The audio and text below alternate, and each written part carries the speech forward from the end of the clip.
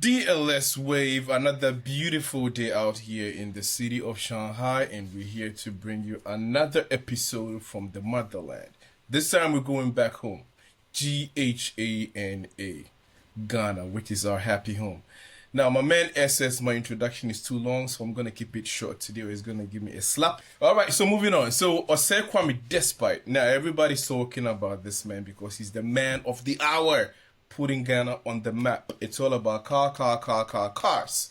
And we all love cars. My man S, my man L, we all love cars. So I think this is going to be an interesting one. Stay tuned. So Mr. Osei Kwame Despite, we all know this man growing up. He came pretty much, he has the story of from rags to riches story. He came up with nothing. He's built an empire, and now he's kind of literally putting Ghana on the map. So this is something that I don't know if he's been planning it or it just happened.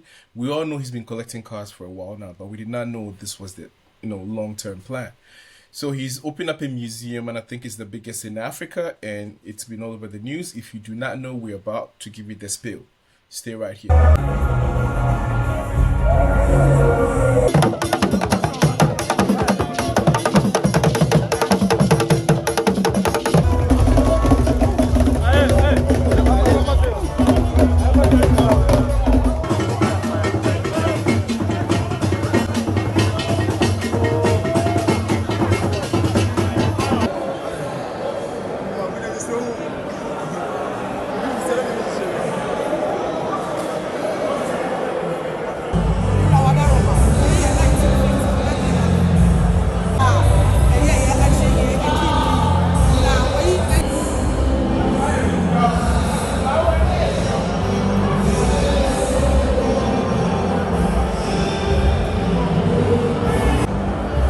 So, Mr. S, what can you tell us about this museum? What is it about?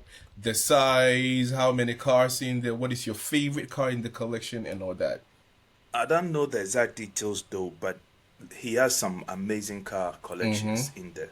And cars in general has been an integral part of Ghana, right? If you go way back, it is part of our history. So having a museum like that, you tell a story through our stories through car, through the cars that we've used before, right? And I feel it is quite good. It is an exceptional idea because as a country in general, whether we have a museum, I don't know. But no, let's be factual. I don't think we do. We don't have like a we have a museum. No, automobile museum. No, not automobile. Yeah, we're not talking about. Of course. Yeah. No, I'm not talking about. Okay, I know we have a museum, but automobile, I have to keep it. Yeah, but cars holds a special place in our hearts in general. If you don't, that your grandfather, that in car, you see that 1962 car. Renault if you 4. go touch up. Jackson 5. Oh yeah, Jackson. Yep. Peugeot 260, Peugeot, 360. That kind of feeling. The car will, if they don't tell you, say go standing body, you will get problem. Yeah. If you know, you know. It is, for me, it is good. It is good. And he has the Yeah, he has the Fit, funds. eh? yes, to do that. So it's a good step. I mean, All right, so for those of you who do not know Mr. Osei Kwame Despite, he's a big business mogul in Ghana. He started out selling regular tape cassettes, right? We all know that. The one that you put your pen in there and then you kind of wind it up before you put it into your player. And then from there he built up, his empire little by little. He had the Peace FM and he had like Neat Foods. You guys know Neat Foods? This neat processed food brand, and he also has like Atona Foods or something like that. So he owns multiple businesses, Savings and loans. Exactly, he owns a lot of businesses. For me, my only thing about this that I do not feel like we can probably keep it going is the culture of maintenance. Is this something that is gonna be here for a few years and also kind of die out, or you think this is going to be long term, Mr. L? Because we see all these coming and going. Do not forget, we have one of our founding father, President Nkrumah, right? Kwame Nkrumah's car sitting at the museum. You know that, right?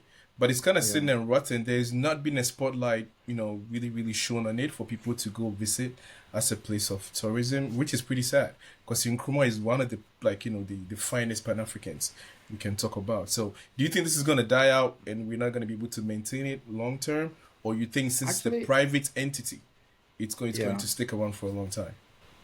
Actually, let me say something a little bit about Nkrumah's car. Actually, Mm-hmm. Nkrumah's car has been restored and has been put inside the new mausoleum. So when you go, it's now like really it's inside the building and the reception is Yeah, it really used to be taken care of. outside, So right? it used to be outside, yeah. Mm. And when you go to the National Museum, the renovated one, you will see the cars that were used by Rawlings, some that were shot that have bulletproof with the windows. bullets. So Yeah, they are being I kept, think just that they are not in pristine condition, but they are still there. But Mm-hmm. coming back to the maintenance thing, I think, yeah, there's no denying we have a very bad maintenance culture. But knowing the man and the kind of person he is, he's a person who likes class. Mm-hmm. And I think as long as he's alive and he's still wealthy, I don't think he's going to play with that museum Mm-hmm. because what he's put in there, these are not just normal cars. These are Yeah. classic cars, American cars, whatever. You see fire engines, you see Tesla Cybertruck. So as long as he's alive, I'm sure he's going to make sure he's in top condition all the time. And it's not just him, his whole family, right? His brothers, his kids, Mm-hmm. they're all Mm-hmm. in that class. So I think even if he's not around many years later, I'm sure they're Yeah. going to really maintain it. And he's not going to play with it. I think, and we all know that in Ghana, when something is private, it's well taken care of. It's a problem when it's government. Yeah, But yeah, because it's like I more said, I business think, oriented. Yeah. yeah, All the right, money Mr. he has S. poured into that place, yeah, Oh he will yeah, I'm keep about it to talk about the sharp. money exactly. So let me Hmm. give you guys, some of the watering, or mouth watering cars that he has on display. So we got the Bugatti Chiron, which is 2022. We have the 2005 Ford Thunderbird, Tesla Cybertruck, BMW 8 Series Grand Coupe. We have Rolls Royce Corniche. Oh, I like that car. And then we have I think Big Dog Ridgeback motorcycle. So there's like the list goes on and on and on and on. And I Hmm. think in total it's believed, I mean in total it's all worth about $900 million, which is close to $1 billion. So we're not Hmm. talking about, little kudi or little pocket change. So we need to understand what this does for a country like Ghana in terms of, let's say, tourism. Mr. S, how do you think this is going to benefit the country in terms of tourism? that's a very good question. Yes, It please. will for some people. I mean, not everybody is into cars, anyways, right? It has to take. Hmm. You have to be, An you enthusiast. know, enthusiast. Yes, Yeah. Hmm. and it is. It, is it going to benefit him more than the country because it is a private stuff, right? Mm. But then, with that museum in mind, the country will benefit by people trooping in. Hmm. That's That's all what I it was gonna. is. Yeah. Yes, that's all it Right. is. So Hmm. that's why I was thinking. How is it going? But it would shine light, and that this is where the country has to take advantage. You mentioned about Kwame Nkrumah. You mentioned about Rawlings. There have been other presidents and huge figures in our society that have used certain cars, and it's sitting there. I've had the opportunity to visit the Miss William? ca- no, the castle, the Osu Castle, Osu Castle. right? If you go there, you will see the cars. They will tell you this car was used by, and they cannot fix it. It's just sitting there rotting, right? So this can actually bring a lot of attraction, and that will go to the country. But this one will be an individual thing, Yeah. right? So, anyways, it will be like a 70-30 because the country will benefit because people want to visit that museum, Yeah. right? Hmm. But that is all because the Yeah. proceeds goes to him. Yes, sir. On the more controversial side, there were big dignitaries that were invited, right? Ibrahim Mahama was there. That's the president's brother. I think the Otumfo himself was there. The Ashanti King. And one controversy I think people are talking about was why was one of the biggest, music artists in the country, which is our main man, Shatta Wali, why he was not invited to the program because obviously also King Sark doing his thing there. So you guys think it's really a thing to be talked about, or it's just one of those things that we just gotta move past? I think, yeah, no one will know for sure. But I mean, if you would think that if they were inviting someone like Sarkodie, Shatawale should be there as well because they're on the same level, at least in terms of Ghanaian show business. But this is a fact that in the past, not too long ago, Shatawale had an outburst basically insulting the that family, the Despite family, insulting their businesses, insulting their personality, and all that. And so there's people are saying that since then, they've never involved him in any of their activities whenever. So people are saying that maybe that's why he wasn't invited. But I think that all things being equal, someone like Shatawale would have been there because no doubt he's one of the biggest celebrities in Ghana, right? So yeah, this is what people are saying. I don't know the true facts, but I do know that he did something like that in the past, and people are saying maybe that's why they have cut him out. All right, so out of the I don't three know. of us, the biggest Shatta fan, the biggest fanboy on this planet, that would be Mr. He doesn't. What is your take on that? You cannot invite everybody, right? Somebody. Why is Patapa not there?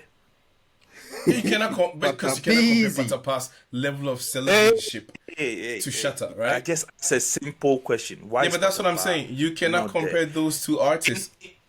Listen, okay. Let's take it this way. In the world of social media now, not everybody is your friend, but you might know some of them. So let's say L is organizing a party and he decides not to invite me. It doesn't mean, okay, maybe I might have insulted him before, but then if you also have to be fair and analyze things critically, his platform was used to destroy my name. So definitely, I also have the right to come after him because you allow your platform. So let's put that one aside. You cannot invite everybody to Got a it. party, Yeah. and not we see them like that, but not all of them are friends. Cool. That makes a lot You of saw sense. you saw the guy. What is his name? Niama, the guy who organized the party Yeah. at the Independence Square. Richard Nyama, yeah. Richard Nyama. You saw the invitation. Not everybody. He gave to some. You understand? So for me, that is my stand. If he was there, it would not change anything. It's still a museum, Yeah. right? Maybe Right. he's not into cars like that. Maybe they are not friends like that. So it is what it is. For me, It is what it is. I've come to terms. Yes, you cannot invite all the celebrities Yeah, in the I world got it. Yeah, or that in makes a Ghana. lot of sense. You know, that's it. Yeah. Cool. Anyway. So yeah, I think this is a win for Africa in general, not just Ghana. Yeah. So like yeah. it kind of makes it to I don't know, too tight of like narrow. a win. So I think everybody from the continent is invited to Ghana. Come to Accra. I think it's located at East Legon. It's one of the most like elitist communities in Accra. So come to East Legon, which I think formerly used to be the Lizzie Sports Complex. So come in there, go check them out if you're a car enthusiast. Even if you're not a car enthusiast, it's something you can go home and brag about. It will look good on your selfie and your social media platform. So just come check it out and then tell people you've seen it, you've been there, done that. So you're welcome to Ghana. Come check it out, and I think we'll see you on the next episode. That will be it from DLS.